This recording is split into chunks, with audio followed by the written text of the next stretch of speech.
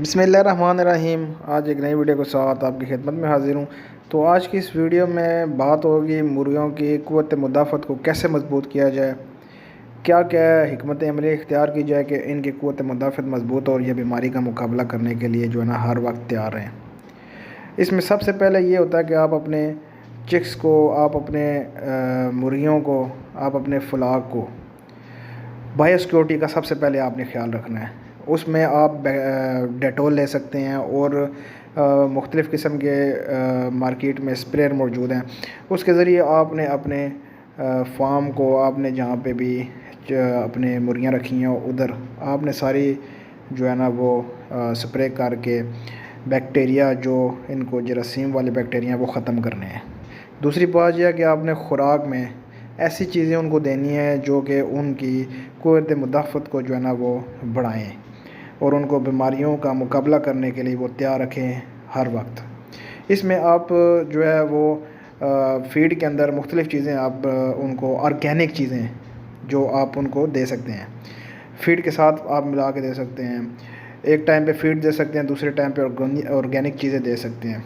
اس میں آپ پالک دے سکتے ہیں، اس میں آپ ان کو دہی دے سکتے ہیں۔ دہی کے ایک بہت زبردست قسم کا وہ سورس ہے ان کی قوت مدافعت بڑھانے کے لیے۔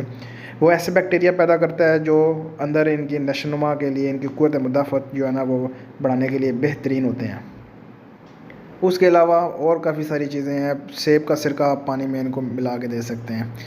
اس کے علاوہ پھل، سبزیاں، فروٹس، اس طرح کی چیزیں آپ دے سکتے ہیں ان کو۔ سبزیوں میں ان کو آپ پالک دے سکتے ہیں، دھنیا دے سکتے ہیں، ٹماٹر، ادرک، اس کے علاوہ تھوم وغیرہ، لہسن وغیرہ، یہ چیزیں آپ نے لہسن، ادرک، پیاز یہ لازمی آپ نے دینی ہے کیونکہ یہ اینٹی بائیوٹک کے طور پہ بھی کام کرتا ہے اور ان کی قوت مدافعت کو اتنا مضبوط کرتا ہے کہ یہ آنے والی ہر بیماری کا مقابلہ کرنے کے لیے وہ ہر وقت تیار رہتے ہیں۔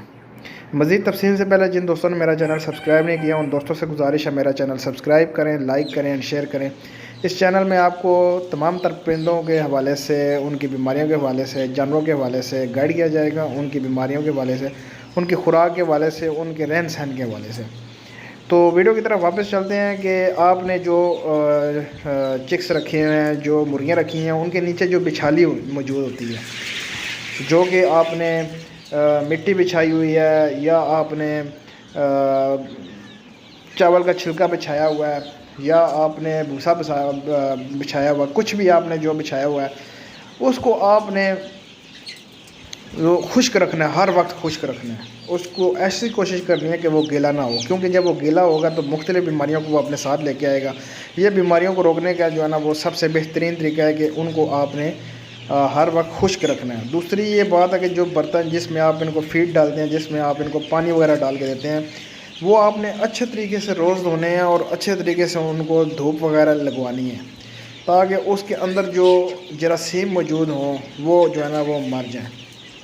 اور پھر لاسٹ میں بات آ جاتی ہے کہ آپ نے ان کی ویکسین لازمی کرنی ہے۔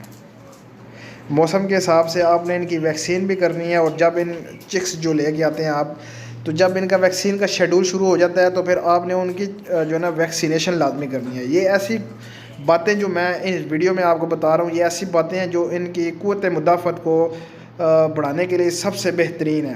اور بایو سیکورٹی کے حوالے سے جو میں نے آپ کو بتایا وہ بھی، اور جو اپنا ویکسین ہے وہ بھی آپ نے لازمی کرا لینی ہے تاکہ کوئی بیماری یا ایسا خطرہ ہو تو وہ سروائیو کر جائیں۔ امید ہے جس مقصد کے لیے یہ ویڈیو بنائی گئی ہے وہ مقصد آپ کو سمجھ آ گیا ہوگا۔ تو ملتے ہیں نیکسٹ ویڈیو میں۔ اللہ حافظ۔